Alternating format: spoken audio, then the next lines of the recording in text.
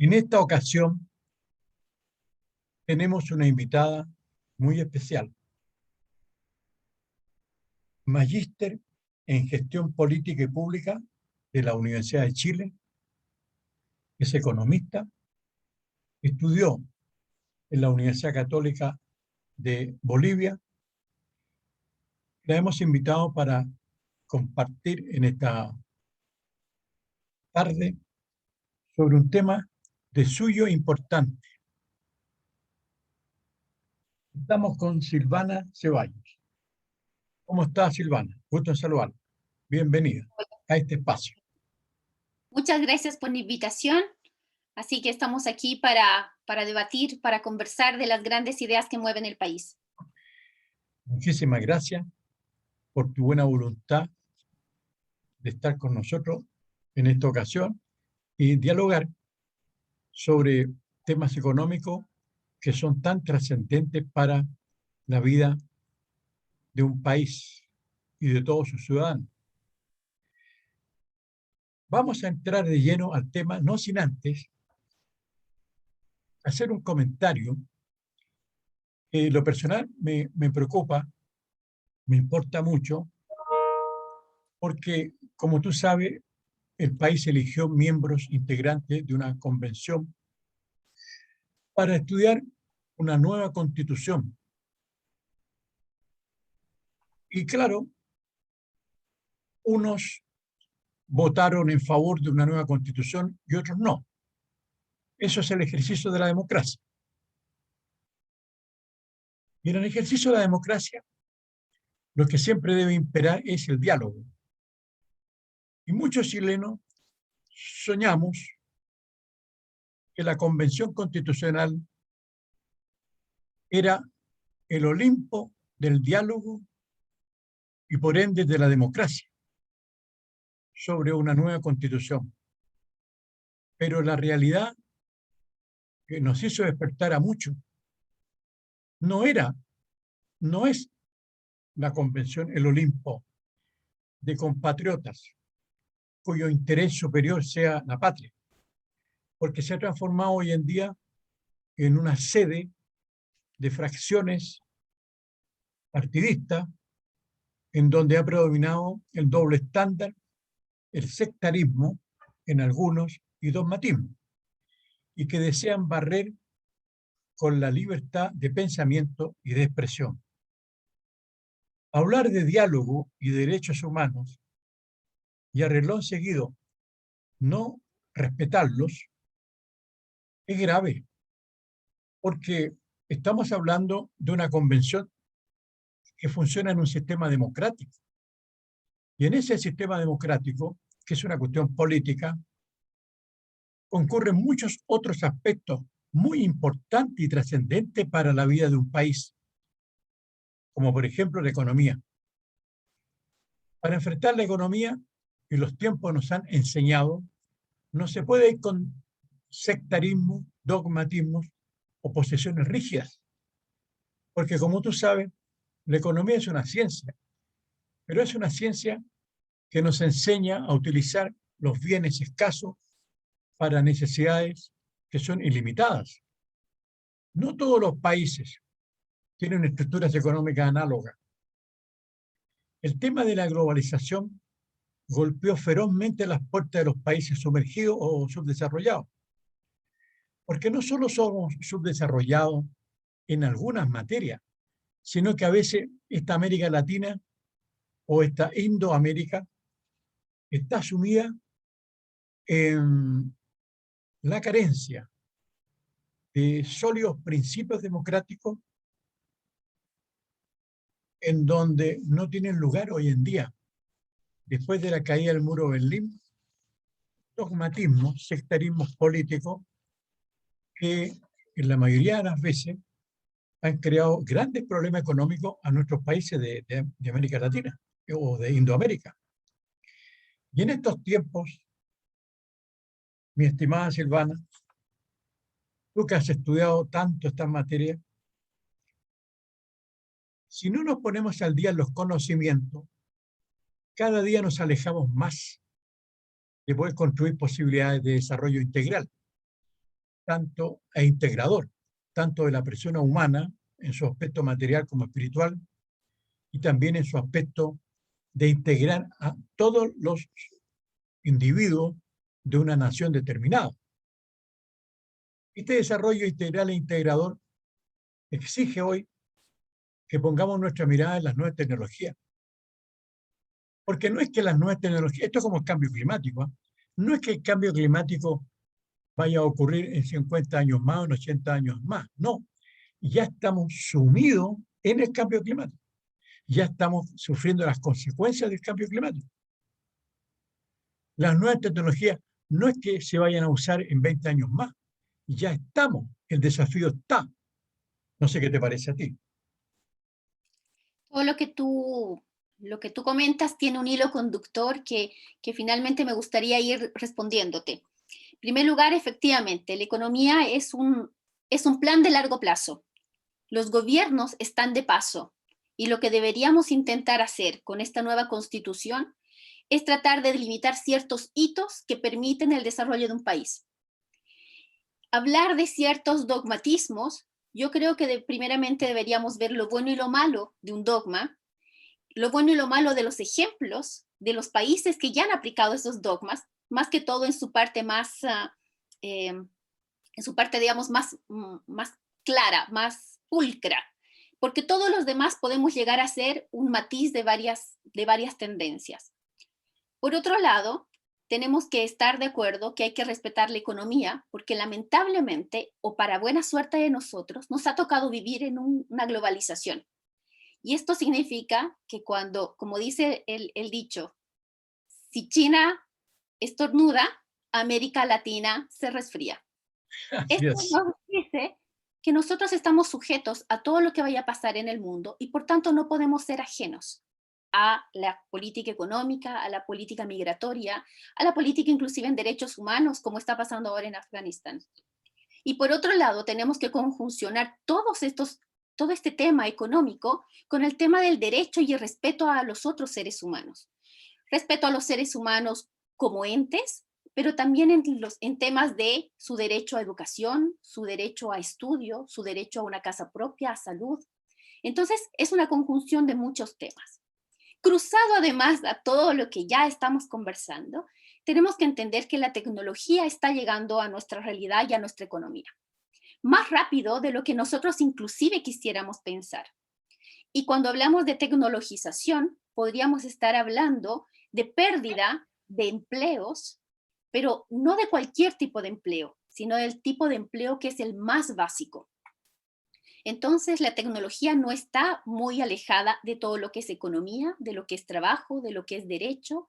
Y en esta constitución, además, deberíamos tener un apartado respecto a cómo vamos a ir desarrollando un país próspero con tecnología que nos está llegando y resguardando los derechos del trabajador que aún va a subsistir en Chile más allá de cualquier gobierno. Exactamente. ¿Y cómo negarse a la existencia de la robótica, por ejemplo?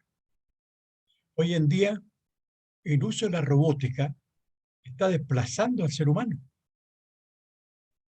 Y el uso de la robótica, si pensamos en forma detenida, incluso podría hasta desplazar funciones que para algunos hoy en día están radicadas en manos de seres humanos y que no se imaginan que podrían estar en manos de los robots, de la robótica. Por ejemplo, un juez mañana podría ser perfectamente sustituido por un robot cuando las sentencias están acotadas por la aritmética. Por ejemplo, en materia de alimentos, pero y gracias, si la ley señala que no se puede establecer como pensión de alimentos en favor de los que tienen derecho un porcentaje superior a su sueldo o que no sea inferior a sueldos mínimos, es una labor aritmética y que si está acreditada, el robo puede perfectamente dictar sentencia. En Alemania vemos cómo en el ensamble de los vehículos, por ejemplo, actúa la robótica. En las operaciones que exigen una atención muy fina de parte de los médicos cirujanos. Está la robótica. Es decir, este gran tema de la inteligencia artificial no es una chacota, es una cuestión que está presente hoy en la economía de todo el mundo, porque ya sabemos que hay una interdependencia de los estados desde un punto de vista económico, y con la globalización más se acentúa. Pero claro, estas cuestiones no son permanentes, porque todo sistema que crea el ser humano, jurídico, político, económico, es muy frágil. Un ejemplo, llegó la pandemia, empezó a azotar a Europa y Estados Unidos la pandemia en marzo del año pasado, y se cerraron las fronteras. Entonces se puso un frenazo o en jaque a la globalización. Porque si los puertos no funcionan, si las fronteras están cerradas, son requisitos sine qua non como para que funcione una economía globalizada. Entonces, las personas como nosotros, comunes, tenemos que estar empapados en nuestros nuevos conocimientos. Aquí no se trata de decir como se dice, y seguramente en tu país también lo escuchaste, yo lo he escuchado muchas veces, no solo aquí en Chile, sino en otras partes, en América Latina. ¿Para qué me voy a preocupar de la política? Si total, yo tengo que trabajar igual. Si total, los políticos son todos unos corrompidos. Entonces, aquí hay dos piernas muy importantes en una nueva constitución. Toda la organización política de un país y todo el tema de cuáles son los principios que van a informar la economía, porque no se trata de desarrollar proyectos económicos en la constitución, sino que señalar las pautas generales que informarán las políticas económicas que deben traducirse en proyectos de ley. Porque si cambian las circunstancias en el futuro próximo o mediano, la ley es más fácil de adecuarla que estar cambiando la Constitución o dictando nuevas constituciones. Porque a algunos les encantaría que en el artículo primero de la Constitución se dijese que esta es una República de Chile socialista, democrática, etcétera, etcétera, como lo hacen muchos países que son socialistas, por ejemplo. Pero una cosa es la declaración y otra cosa es la realidad. Porque en materia económica, nosotros ya hemos presenciado históricamente que los sistemas económicos van muy unidos al sistema político. Y muchas veces el sistema político es determinante para establecer sistemas económicos. Por ejemplo, voy a poner un ejemplo. No sé qué te parece a ti. China, por ejemplo. Todo el mundo habla de China, pero nadie dice que en China políticamente gobierna un partido único, comunista, no hay democracia, pero la economía es capitalista. Si eso se hubiese dicho en el primer tercio del siglo XX, seguramente cualquiera que hubiese enunciado una cuestión así, lo decapitan en el mundo socialista. ¿Cómo los comunistas van a estar usando el sistema capitalista en lo económico? Y resulta que los chinos están exportando a diestra y siniestra, se han salido de madre las exportaciones, están en todo el mundo, están compitiendo con un país como Estados Unidos, que ya no es el primero en esta carrera, porque también está experimentando retrocesos. ¿No te parece a ti? Mira, comencemos por el primer punto que tú desarrollabas, el tema de la robótica, de la industrialización.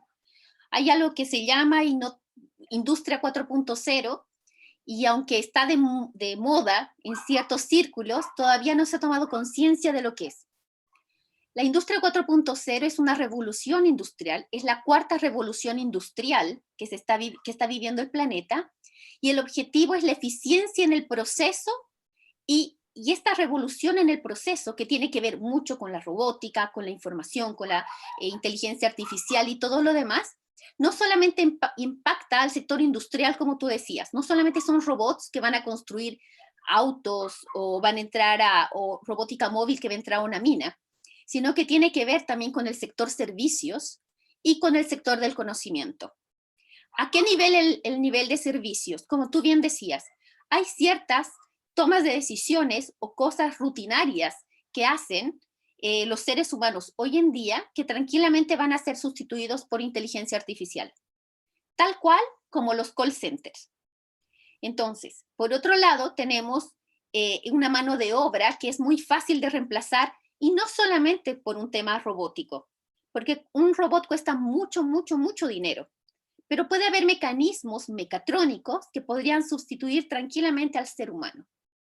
Entonces, cuando estamos hablando de formación, cuando estamos hablando de un nuevo Chile, tenemos que estar conscientes sobre qué base de capital humano queremos construir este nuevo Chile. No podemos esperar construir un nuevo Chile con leyes, con políticas que se emplean en Alemania, cuando en Alemania son los pioneros en lo que es Industria 4.0, porque ellos no tienen recursos humanos, lo que ellos tienen es inteligencia, es desarrollar cosas. Entonces, su commodity es desarrollar automatización, desarrollar muchos temas en capital humano, mientras que nosotros el commodity podría ser el cobre. Entonces, como tú decías, no todos funcionan para todos y hay que comenzar a comparar las cosas en su justa medida. Los seres humanos, los seres humanos tienen que estar hechos para tareas donde el componente de creatividad y la singularidad de las tareas los hace imprescindibles. El hecho de que un robot haga tu trabajo significa que tu trabajo era probablemente forzoso a nivel físico, o que era repetitivo, o que realmente no tenía ninguna posibilidad de ascenso y por tanto tu remuneración podía ser muy baja. Entonces, la idea es crear un capital humano acorde con las nuevas necesidades y también pensar en una constitución de acuerdo con el capital humano que hoy contamos y cómo lo vamos a hacer mejorar a través de estos años donde se va a ir implementando estas medidas. Ahora, tú llevas la razón. Hay que, como siempre lo he sostenido, si no actuamos de acuerdo con la realidad, vamos a adoptar decisiones equivocadas. Cuando en un país como Chile, el 65% de la población no comprende lo que lee, entonces, ¿de qué acceso al conocimiento, de qué competencia estamos hablando si el 65% no comprende lo que lee? Y eso uno lo ve a nivel universitario. Cuando uno le dice a los alumnos, lean estas 2 páginas o 3, primero no saben leer. Eso es cierto. Segundo, no comprende lo que están leyendo.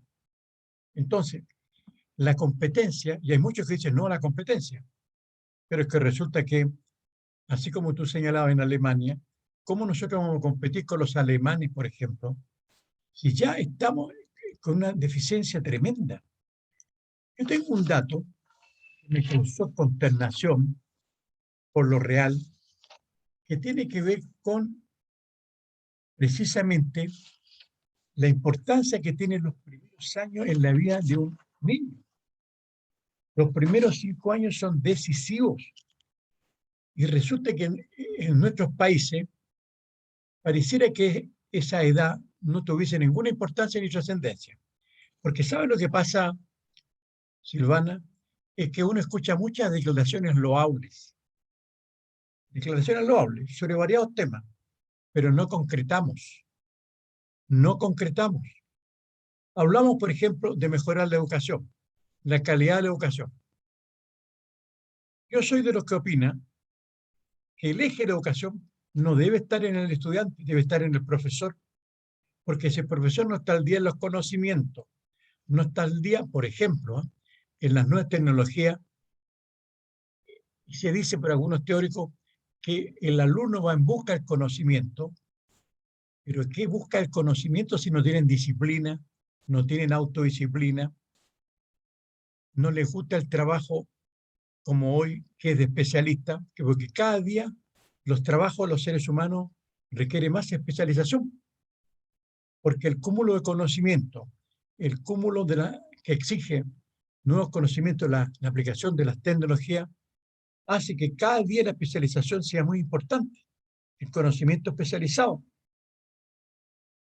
Parece que eso no lo asumimos, no lo comprendemos, y entonces se comete un error muy grande cuando se dice, no sé si tú piensas igual, que la educación es, y yo lo he escuchado, la palanca del desarrollo. Y eso es muy relativo, porque resulta que la educación no es la palanca del desarrollo, porque en la medida en que los tiempos van cambiando, los que nos están superando en conocimiento, en calidad, van avanzando. No es que ellos se detengan y nosotros lo alcancemos y corramos juntos.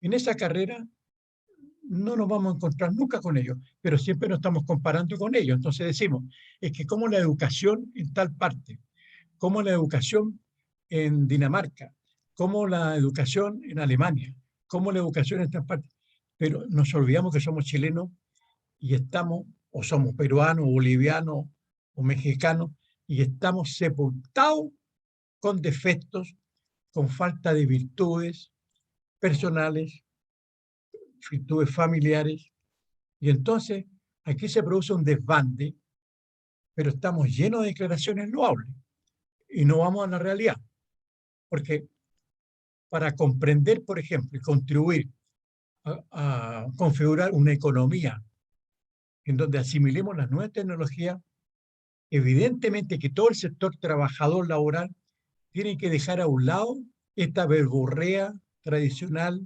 reivindicacionista, que no llega a ninguna parte. Porque si no se especializa, es que las circunstancias lo van a desplazar. Lo van a desplazar. La misma Internet es un lenguaje nuevo. Todo el tema de los ordenadores es un lenguaje nuevo. Y el que no domina esto, cada día es menos alfabeto, es más analfabeto. Es un lenguaje nuevo. Entonces, los políticos no hablan de estos temas crudamente porque siempre están pensando en el voto. Siempre están pensando en que si hablamos de esta materia, no van a votar por nosotros. Entonces, todo lo que sea reducción del trabajo, en donde para los políticos en general el tema de la productividad, por ejemplo, no tiene ninguna importancia.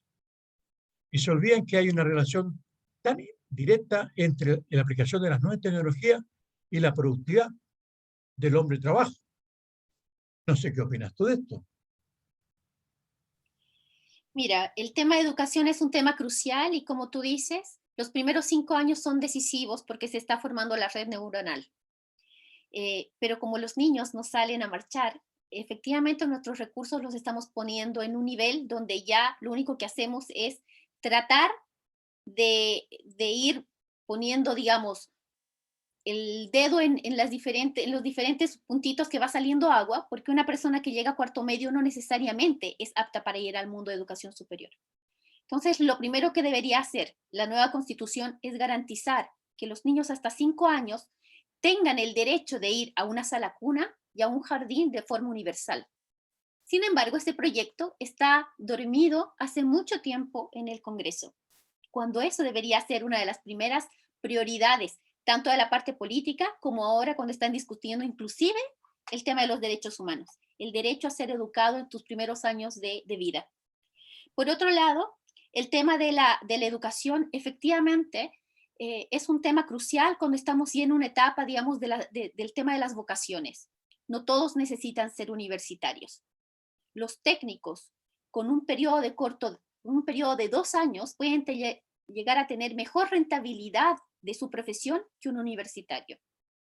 Por otro lado, ¿dónde poner el foco? ¿En los docentes, en los estudiantes? Bueno, es algo que nunca se va a acabar. Es una discusión que además debería ir rodando y poniendo diferentes énfasis. Pero lo más importante es para quién estamos creando a estos estudiantes y qué es lo que quiere finalmente la empresa. Y la empresa quiere mejorar su productividad. Entonces está bien marcado respecto a lo que quiere la empresa. En primer lugar, una empresa asume que las personas que llegan a trabajar tienen comprensión lectora y que pueden resolver algunas pautas de matemática simple. Cuando ya te vas a la especialización, las empresas que van a demandar y que están acorde, digamos, a la tecnología, tienen que tener los empleados conocimientos y habilidades en el uso de las nuevas tecnologías. No es que sepan de todas las tecnologías, pero tienen que tener una idea de cómo usarlas. Otro tema muy importante que da vueltas, pero las empresas sí buscan este tipo de perfil, son competencias relacionadas con el trabajo en equipo, resolución de problemas, organización eficaz del tiempo. O sea, es tomar en cuenta las necesidades de la empresa y en función de eso formar a los estudiantes. Otro de los puntos es, si estamos hablando de industria 4.0, es conocer los sistemas de gestión. Hoy los ordenadores, los computadores nos gobiernan. Entonces, tenemos que ser capaces de aprender todos estos sistemas que gobiernan la gestión de nuestro tiempo y del mundo finalmente, para manejar grandes cantidades de datos. Entonces, y ser críticos además de toda la información que nos llega. Para todo esto necesitamos nuevos sistemas de aprendizaje que nos den a lo largo de la vida este tipo de competencias que nos vaya especializando según el mercado lo requiera. La reconversión laboral. Si no tenemos eso, si no está armado un CENSE de acuerdo a las nuevas necesidades, el desempleo y la pobreza va a ser algo que va a ir botando la ola eternamente. Los que no se necesitan en esta pasada de la economía tienen que reconvertirse, porque en la siguiente tienen que buscar empleo y tienen que ganar un salario digno. Cuando hablamos de los docentes, ¿quién debería seguir a quién, por ejemplo? Cuando hablamos de tecnología, haciendo una comparación, no es la empresa productiva, por ejemplo, la que sabe qué tipo de elemento tecnológico utilizar. Y en ese sentido hago el símil con el estudiante. El estudiante no sabe exactamente qué es lo que quiere saber. En el tema de la tecnología, las empresas que lideran la tecnología, que son las que van haciendo estos descubrimientos tecnológicos, tienen que tener un personal idóneo para ir a capacitar a las personas que están dentro de la parte productiva, para luego animarlos a que compren estos nuevos desarrollos tecnológicos. Entonces, ahí, haciendo el símil, es el docente el que tiene que estar capacitado para hacer que los estudiantes quieran tomar estos nuevos conocimientos adecuados para los nuevos empleos de este, digamos, Pero de este por, sector. pero por supuesto, Silvana, es que si el profesor, a mí me gusta la palabra profesora, el profesor. El profesor, si no está al día en los conocimientos, tanto en la ciencia exacta, la ciencia de la naturaleza o la ciencia humanística, ¿cómo va a guiar a los alumnos? Si no está al día, esa cuestión es fundamental.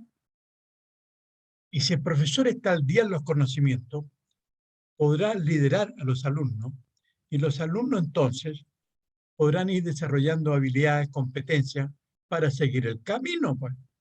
Porque resulta que el alumno puede, en el nivel que sea, en especial en el universitario, cuando egresa de la carrera que fuere, está empezando recién de nuevo, pues, porque o está ingresando a la empresa o está ingresando a la vida como personalmente o individualmente o en sociedades o se integra a empresas, sean públicas o privadas, porque aquí pasa una cosa muy especial, ¿eh? Algunos, yo insisto mucho en esto porque yo lo veo, la gente tiene dogmas, todavía sigue colgando la cornisa de la historia con políticas fracasadas, todo en manos del Estado o todo en manos de los particulares, ni lo uno ni lo otro. El Estado no puede ser fuerte con el débil y débil con el fuerte, con el poderoso. Hay que buscar el término medio. Y en consecuencia, algunos imaginan que si todas las empresas de las actividades para desarrollarlas estuviesen en manos del Estado, entonces habrían fuera empresas públicas. Pero supongamos esa hipótesis. Todas las actividades en manos de empresas públicas. ¿Quiénes integran esas empresas? ¿Quiénes van a llevar adelante el liderazgo de esas empresas? Tienen que ser personas que si no están al día en los conocimientos, no están al día en las nuevas tecnologías, va a ser un desastre. Si todo está en manos de los particulares, y el Estado pasa a ser un Estado ausente, que no tiene la capacidad ética para actuar, que no regula la conducta de aquellos que están actuando en el plano privado, porque aquí entonces hay un binomio muy importante. La capacidad del que trabaja en la empresa pública, en el supuesto primero, o en la empresa privada. Y ahí entra el tema de la corrupción. La corrupción tiene liquidada a América Latina. Es una cosa impresionante. Ese tema se habla como la violencia. Muchas declaraciones muy loables, pero resulta que estamos viendo día a día cómo la droga, la corrupción, la violencia están liquidando toda posibilidad de desarrollo de estos países de Indoamérica, desde México al sur. Es una cosa impresionante. Entonces, se dibuja todo como un cuadro de la naturaleza en primavera maravilloso, pero no actuamos de acuerdo con la realidad. Dime tú, ¿de qué empresa vamos a hablar en México si el 35% o el 40% del territorio en México está ocupado por los carteles de la droga? ¿De qué estamos hablando?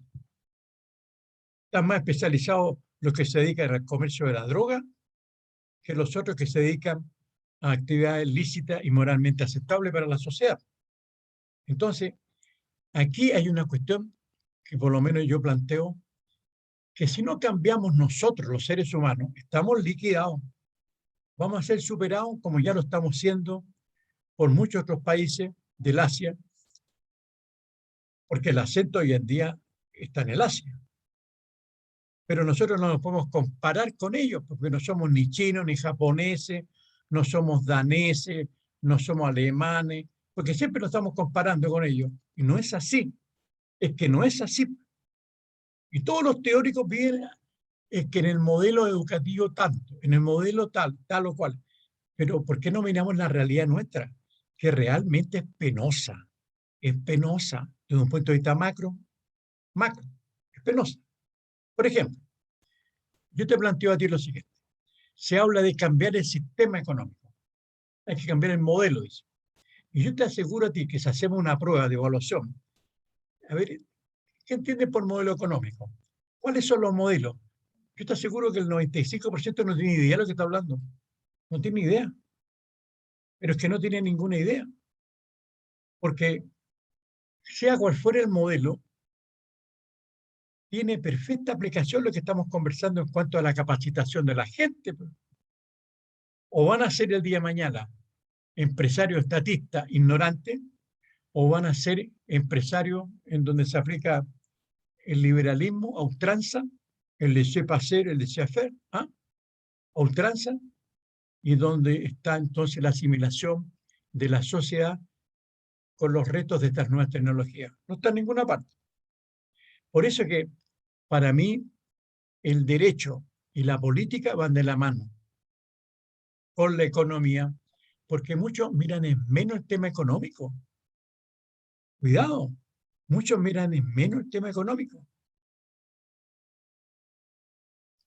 La economía es algo que cruza absolutamente a todo el mundo. Aunque no lo quieras reconocer, tú vives inserto en un modelo. Los modelos además no son puros. Algo que dicen a los economistas es ceteris paribus, que es el primer concepto que te enseñé en economía. En economía haces que todo lo demás esté quieto y solamente vas moviendo una variable. Eso no existe en el mundo real. Entonces, la magia está en entender lo que pasa con cada una de las variables e ir sopesando esto en alguna medida económica. Por ejemplo, cuando hablan, ¿y por qué es tan importante, como tú dices, entender la economía? Cuando hablan que el IMASEC ha crecido en un 20.1%, y suena que es un número muy bueno, y cuando lo comienzas a desglosar, porque así en el matinal sale esta cifra, pero nadie sabe lo que significa. Pero muy al margen de que sepan qué significa, que es el crecimiento de la economía y todos se alegran, cuando tú comienzas a desmenuzar qué hay ahí adentro, te das cuenta que la mayor cantidad de la proporción de este IMASEC es de servicios. Y por tanto, tú dices, ¿cuál es el efecto multiplicador de un servicio? ¿Está aportando al país? Chile es un país especialista en los servicios y muy precario en la manufactura. Cuando estaban hablando del 10%, del cuarto 10%, y dicen la economía se va a calentar. Por supuesto, porque ¿qué es lo que primero se hace cuando tienes plata? Consumes cosas, vas al cine, vas a comer. Efectivamente hay un involucramiento de toda la economía, pero nadie se está dando cuenta las proporciones. ¿Dónde queda la minería, la industria? ¿Cuánto aporta realmente a ese IMASEC? O por otro lado, el otro ejemplo de por qué es muy importante la economía, el tema del desempleo. Hoy estaban todos felices porque hemos bajado al 8,9% el desempleo. Ya, el desempleo, la pregunta del desempleo en economía, para que todo sea comparable entre todas las naciones es, ¿usted ha trabajado la semana anterior? Y así sea una hora que tú hayas trabajado, ya estás dentro de los que ha trabajado. Pero bueno, si nos alegramos todos respecto al 8,9% y comenzamos a desmenuzar y nos damos cuenta que la construcción es el 48%, nos estamos dando cuenta que ese empleo es un empleo precario, que después de que se termine esa torre, todos van a quedar desempleados. O que todos, o el tema del transporte, que si vuelve a haber pandemia, todos van a quedar otra vez desempleados. Entonces, cuando estamos hablando de estas grandes cifras económicas, de estos grandes indicadores macroeconómicos, no solamente uno hay que entenderlo, sino que dos, hay que tratar de saber qué hay, cuál es el mensaje que hay detrás y si realmente es tan bueno el número como lo pintan. Hoy escuchaba en la radio, para terminar, un último ejemplo de por qué la economía es crucial en el día a día. Y alguien decía que el 10% ha ayudado a muchos a tener una pyme y que inclusive habían logrado, digamos, ganar más mensualmente que lo que antes ganaban como asalariados. Y el ejemplo que ponía era alguien que antes trabajaba en una panadería y que ganaba 400,000 pesos aproximadamente. Y ahora, con su pyme, que se compró un horno con el 10%, llega a ganar más o menos 800,000 pesos. Y él dice que gana el doble. Pero cuando tú analizas ese punto, esos 400,000 pesos en realidad era líquido 400 y 500,000 pesos líquidos, perdón, brutos y líquidos 400. Estamos hablando ya de 500, no ganaba 400, sino 500. Y cuando dice que ganaba 800, no es líquido porque ha dejado de aportar a la ISAPRE o no está ahorrando para la AFP. Entonces, esos 800 en realidad son 650. Entonces, no ha subido su salario de 400 a 800. Ha subido de 500 a 650 probablemente. Eso es posible, Silvana, en un régimen donde la característica más relevante sea la libertad económica, porque si los individuos no tienen libertad para desarrollar actividades y trabajar para ellos y para su grupo familiar, pagando los impuestos para todo, entonces no hay incentivo para el hombre en su trabajo, porque si todos van a ser funcionarios públicos y van a trabajar como funcionarios públicos para el Estado, ¿cuál es el incentivo? Sin libertad económica es muy difícil que un país pueda emprender un desarrollo sustentable de las empresas, el aumento de la producción, la dignificación del trabajo y siempre buscar remuneraciones justas.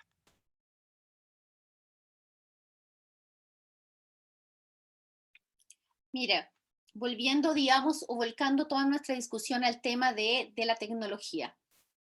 ¿Por qué las industrias adoptan la industria 4.0 como algo que quieren alcanzar? Lo que habíamos dicho, en primer lugar, porque esta nueva revolución industrial te está prometiendo mayor eficiencia. Eso es lo primero. ¿Por qué las empresas optan? Es porque están buscando mayor eficiencia. Su sostenibilidad y eficiencia en los procesos que te promete esta nueva tecnología, esta nueva tecnologización de la producción. Pero por otro lado, también porque tienen que adaptarse a un nuevo contexto. Si el de al lado ya tiene una empresa que está mucho mejor equipada y está produciendo más eficientemente a costos más bajos, tú que eres la competencia vas a tener que hacer lo mismo.